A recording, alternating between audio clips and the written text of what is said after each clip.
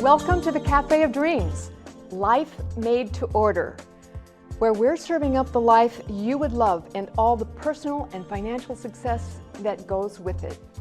Hi, my name's Lynn Kitchen. I'm your host.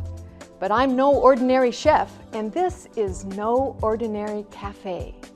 This is the Cafe of Dreams, where making the impossible possible is what we do. So what would you love to order up from the menu of life? I've built this place to help launch you and your dreams forward. You see, after nearly 35 years as a financial executive and wealth consultant, I have committed the last few years to deepen my work as a coach and advisor, not just on money issues, but helping everyone achieve it all. I believe we can have it all: power, success, wealth, freedom, and fun. And we can help others along the way. I call it personal sovereignty. It's like being a celebrity chef, except, well, you get to tell everybody else what to do, right? Actually, personal sovereignty is more like being a queen, having the ultimate authority to rule your own land and choose all the laws of the land to be in your favor. You know, I've been receiving some requests from my patrons. That's you, by the way. Feel free to go to the comments section on the blog page at any time and ask me questions that you would like me to answer or make a request. One patron in the Cafe of Dreams wrote, "Lynn, tell me more about yourself. How did you become a financial expert, and how did you succeed as a woman in a predominantly man's field?" Well, I can tell you, I began in the financial industry right out of college. I was about 23 years old, and I didn't know what I wanted to do in life. I was one of those people who had no idea, even after 4 years of college. But I knew I could sell. And what I really wanted, I asked myself, what do you really want in life? And what I really wanted was to earn some big money, because I was a poor, starving student. So I went into the money business, or an assistant to the stockbroker, but women weren't allowed to be stockbrokers, especially right out of the gate. But I did have some good selling skills, and I went door to door, branch to branch in the investment world. This was in Los Angeles back in 1976. And I found one gentleman who said to me, "You know, I don't know if this is going to work out, but I have 3 daughters of my own, and I would sure like it someday if they would give a break to my daughters. So I'm going to give a break to you, but you're on probation." So he hired me as a young stockbroker.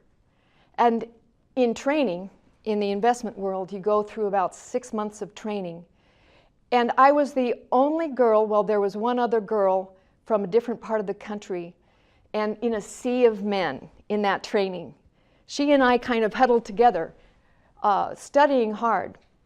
And the interesting thing was that when I got back to my branch, which was in Los Angeles, I didn't know anybody. I had come out to California knowing nobody, no family, no friends, nothing. So it was as if I was starting completely from scratch, on the phone, with a desk, calling. And I called 14 hours a day, 6 days a week, actually. That's how I began, just reaching out to people. And as luck would have it, I did very well. I broke all the records that my original branch managers had set for me. And within 2 years, I caught the attention of a more prominent firm in the Los Angeles area that was in the institutional world. That firm hired me, and I worked for that firm for another 2 years until something happened, and I recognized that I was doing as well or better than some of the top salespeople in the organization. And I did something really bold. Looking back, it was rather ballsy. I opened my own firm. I decided after only 4 years with the major firms in the investment business that I could do something different.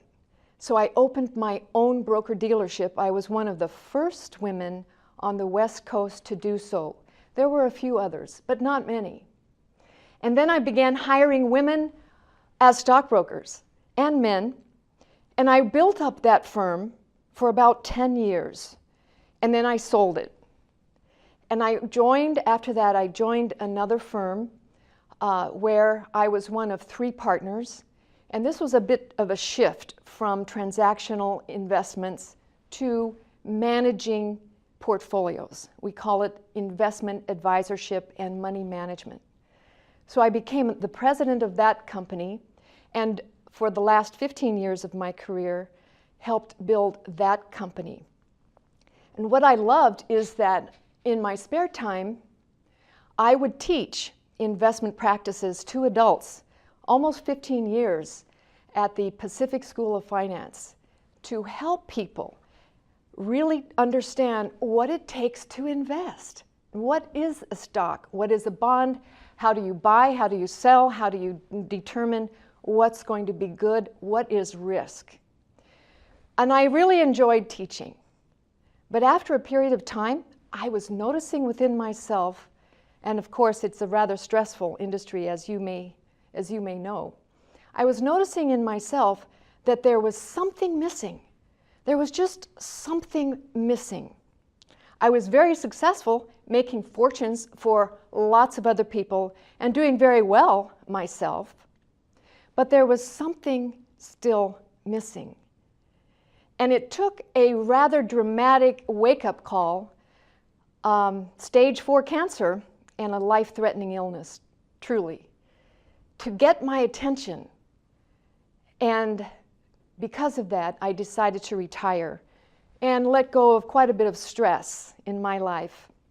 And I looked around and decided, just as in that video clip, I made a decision. I decided that for the rest of my life, I was only going to do what I love and what would be fun. So that's why I'm here with you now. And that's why I believe that I might be able to help you. You know, mentoring is more than just coaching. Mentoring means that we take a very rich experience background and we help you, because there's nothing, no substitute at all for real experience. If you need some help in your life, give me a call or email me. I'll be happy to help. So, hope that answers your questions. If you have any other questions, just let me know. Thanks, and come back next time to the Cafe of Dreams.